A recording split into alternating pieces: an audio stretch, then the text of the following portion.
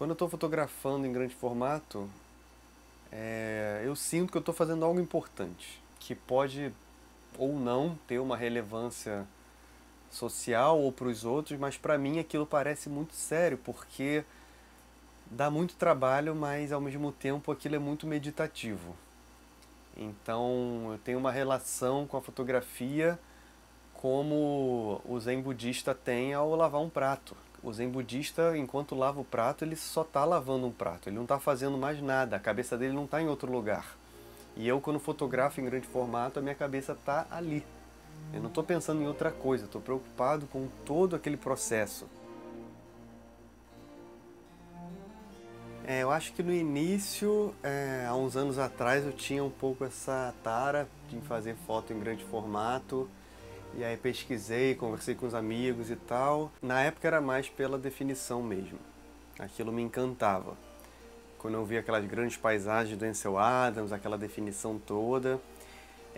Eu acho que hoje, depois que eu botei a mão na massa, é que eu vi que além disso, tem toda a calma do processo, né? Que é bem mais lento do que se fotografar com 35mm ou com a digital.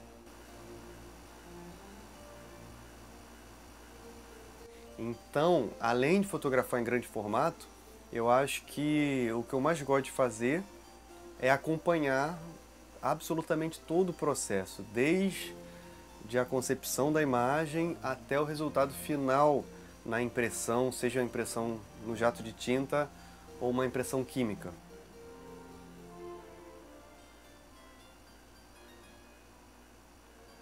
Depois de feito todo o foco, que é uma relação também muito diferente do que se tem na full frame ou na 35mm, daí você pega um holder, né, um chassi, onde o filme já foi posto lá dentro, num quarto escuro. Você bota o holder dentro da câmera e a partir desse momento você não está vendo mais nada. Você tem que olhar o que está sendo fotografado por fora da câmera.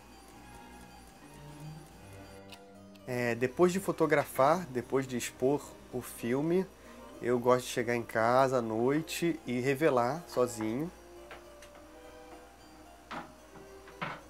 E aí, como o filme, né, a chapa é muito grande, eu faço numa bacia mesmo, como se fazia o papel. E o bacana é ver o filme já revelado no final do processo, depois de fixar a imagem, já num tamanho próximo a 1:4, né? Eu acho que esse retorno ao processo químico, processo analógico e também a fotografia de grande formato, na minha cabeça é muito contemporâneo. Porque eu acho que historicamente a gente avançou em quantidade, a gente avançou em velocidade de exposição, mas a gente perdeu qualidade por causa de uma demanda de mercado. Então eu acho que quem fotografa tanto de maneira analógica quanto em grande formato, faz ter uma relação com o que realmente era a fotografia no seu nascimento. E eu acho que repensar a história da fotografia é também um estudo do olhar.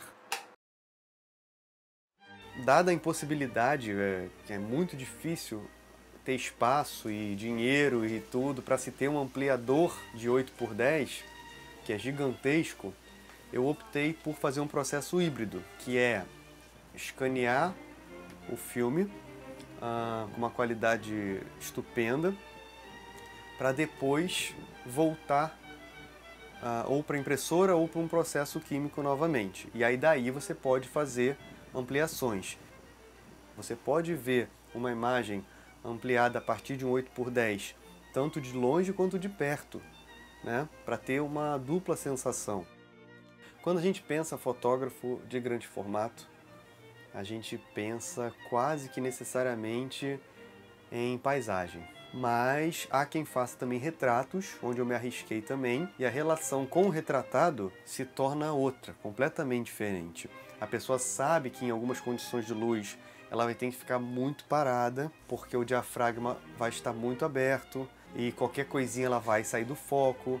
Então essa relação, essa preocupação íntima com o momento é quase que ritualístico.